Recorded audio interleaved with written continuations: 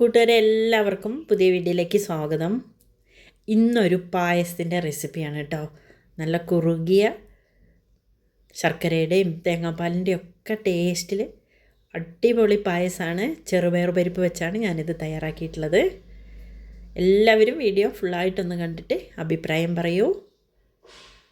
ആദ്യം നമുക്ക് ഒരു പാൻ അടുപ്പത്ത് വെച്ച് അതൊന്ന് ഹൈ ഫ്ലെയിമിലിട്ട് നന്നായിട്ടൊന്ന് ചൂടാക്കിയെടുക്കണം. ഇനി നമുക്ക് പായസം തയ്യാറാക്കാൻ ആവശ്യമുള്ള ചെറുപയർ പരിപ്പാണ് ഇതിലേക്ക് ചേർത്ത് കൊടുക്കേണ്ടത്. കഴുകിയിട്ടൊന്നുമില്ല കേട്ടോ. ഇങ്ങനെ ഡ്രൈ ആയിട്ട് തന്നെ നന്നായിട്ട് ഗോൾഡൻ കളർ ആവുന്നത് വരെ ഈ പരിപ്പ് റോസ്റ്റ് ചെയ്തെടുക്കണം. ഇങ്ങനെ റോസ്റ്റ് ചെയ്ത് പായസം തയ്യാറാക്കിയെടുക്കുമ്പോൾ നല്ലൊരു രുചിയാണ് കേട്ടോ. ഇങ്ങനെ പച്ചയ്ക്ക് വേവിക്കുന്നതിനെക്കാട്ടി നല്ലത് ഇതേപോലെ തയ്യാറാക്കണം. നല്ല ക്രിസ്പി ആയിട്ട് എല്ലാം മൂത്ത് വന്നിട്ടുണ്ട്. പരിപ്പ് കരിയൊന്നും വേണ്ട കേട്ടോ. നന്നായിട്ട് മൂത്ത് വന്നു കഴിഞ്ഞാൽ സ്റ്റൗ ഓഫ് ചെയ്തിട്ട് ഒന്ന് തണിയാനായിട്ട് വെക്കാം. ഇതേപോലെ മൂപ്പിച്ചതിന് ശേഷം വേണം തയ്യാറാക്കിയെടുക്കാൻ. ഇനി അതൊരു പാത്രത്തിലേക്ക് ഇട്ടിട്ട് ഇതൊന്ന് കഴുകിയെടുക്കണം കേട്ടോ. നമ്മളിത് കഴുകാതെയല്ലേ ഫ്രൈ ആക്കിയിട്ടുള്ളത്, അതുകൊണ്ട് 2-3 പ്രാവശ്യം നന്നായിട്ട് കഴുകണം. കല്ലൊക്കെ ഉണ്ടെങ്കിൽ ഒന്ന് അരിച്ചൊക്കെ എടുത്ത് വെക്കണം കേട്ടോ. ഇനി നമുക്ക് ഈ കഴുകി വെള്ളം വരാനായിട്ട് വെച്ച ഈ പരിപ്പ് കുക്കറിലേക്ക് ഇട്ട് കൊടുത്തിട്ട് പരിപ്പ് വേവാൻ പാകത്തിനുള്ള വെള്ളം ഒഴിച്ചു കൊടുത്താൽ മതി. കൂടുതൽ വെള്ളം ഒഴിച്ചിട്ട് വെള്ള ചൊവ പായസത്തിന് വരരുത്. കറക്റ്റായിട്ട് വെന്ത് കിട്ടണം. ഇത് കുതിർന്നിട്ടൊന്നുമില്ല കേട്ടോ, കഴുകിയത് മാത്രമേ ഉള്ളൂ. പരിപ്പ് വെന്തൊന്ന് കിട്ടുന്ന രീതിയിൽ വെള്ളം ഒഴിച്ചിട്ട് നമുക്കിത് അടച്ച് വെച്ച് കുക്കറിൻ്റെ വിസിലിനനുസരിച്ചിട്ട് നല്ലപോലെ വേവിച്ചെടുക്കണം. 3 വിസിൽ വന്നപ്പോൾ ഞാനിതിവിടെ ഓഫ് ചെയ്ത് വെച്ചിട്ടുണ്ട്. ഇനി നമുക്ക് ശർക്കര ഒന്ന് ഉരുക്കിയെടുക്കണം. 4 അച്ച് ശർക്കരയാണ് ഞാനിതിലേക്ക് ഇട്ട് കൊടുത്തിട്ടുള്ളത് കേട്ടോ. ഏകദേശം ഒരു 250 ഗ്രാം പരിപ്പുണ്ട്. ശർക്കര ഇതിലേക്ക് ഇട്ട് ഒന്ന് ഉരുക്കിയെടുക്കണം. അതും കൂടുതൽ വെള്ളം ഒഴിക്കാൻ പാടില്ല. ഒന്ന് ഉരുക്കിയതിന് ശേഷം അവിടെ മാറ്റി വെച്ചിട്ട് ഒരു തേങ്ങ ചിരവി എടുത്തിട്ടുണ്ട്. അത് ആദ്യം ഒന്ന് പിഴിഞ്ഞെടുത്ത്, വെള്ളമൊന്നും ചേർക്കാതെ പിഴിഞ്ഞെടുത്ത് കട്ടിക്കുള്ളൊരു പാല് ഞാൻ ആദ്യം ബൗളിലേക്ക് മാറ്റി വെച്ചു. ഇനി വെള്ളം ചേർത്തടിച്ച പാലാണ് കേട്ടോ. മിക്സിയിലൊക്കെ പഠിക്കുന്നത് കൊണ്ട് കുറച്ച് വെള്ളം ചേർത്തങ്ങ് അടിച്ചെടുത്താൽ മതി. ആദ്യമൊക്കെ നമ്മൾ 3 പാലെടുത്ത് വെക്കൂലേ, തുണിയിലൊക്കെ കെട്ടി പിഴിഞ്ഞെടുക്കുമ്പോൾ.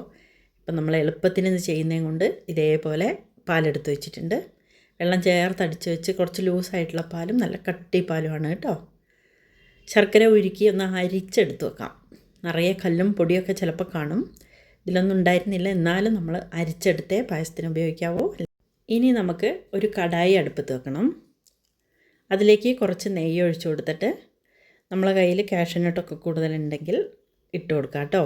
ഞാനിവിടെ തേങ്ങാക്കൊത്താണ് ഇട്ടിട്ട് ഒരു ബ്രൗൺ കളറാവുന്നവരെ വറുത്തെടുത്തു. കുറച്ച് കാഷ്യൂനട്ട് ഉണ്ടായിരുന്നു. മുന്തിരിങ്ങയൊക്കെ ഉള്ളവർക്ക് അതും കൂടിയൊക്കെ ഒന്ന് റോസ്റ്റ് ചെയ്തെടുക്കാം. നെയ്യിലിങ്ങനെ വറുത്തൊന്ന് മാറ്റി വെച്ചിട്ടുണ്ട്. ഇനി നമുക്ക് പരിപ്പ് വെന്തോന്ന് നോക്കാം. കുക്കറിലെ വിസിലൊക്കെ മാറി തുറന്ന് നോക്കിയപ്പോൾ അത് നല്ലപോലെ വെന്തിട്ടുണ്ട്. കറക്റ്റായിരുന്നു വെള്ളം കേട്ടോ. നല്ല സോഫ്റ്റായിട്ട് വെന്തുടഞ്ഞിട്ടുണ്ട്. ഇതേപോലെ കിട്ടണം. ഇനി നമ്മൾ നേരത്തെ വറുത്ത് വെച്ചിട്ടുള്ള കടായിലേക്ക് നെയ്യൊക്കെ ഉണ്ട്. വേണമെങ്കിൽ കുറച്ചും കൂടി നെയ്യൊക്കെ ഒഴിക്കാം കേട്ടോ. ഞാനിപ്പോൾ അധികം ഒഴിച്ചിട്ടില്ല.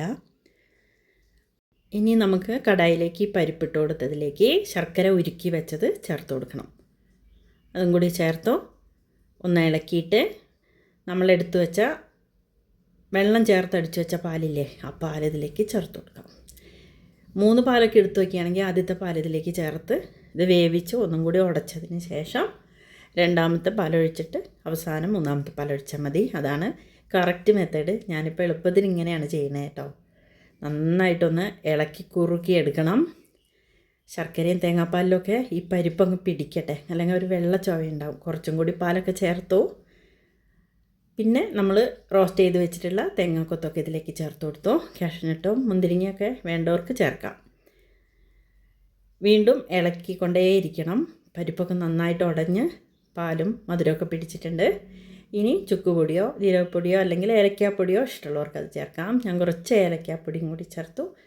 വീണ്ടും ഇളക്കി കുറുക്കിക്കൊണ്ടേയിരിക്കുകയാണ് കേട്ടോ.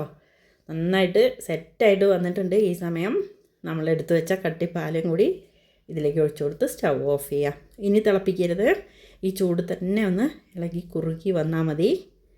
സൂപ്പറാണ്. ഒരല്പ സമയം കഴിഞ്ഞ് കഴിഞ്ഞാൽ നല്ല കട്ടിയായിട്ടുള്ള പായസമാണ്. സൂപ്പർ പായസമാണ്.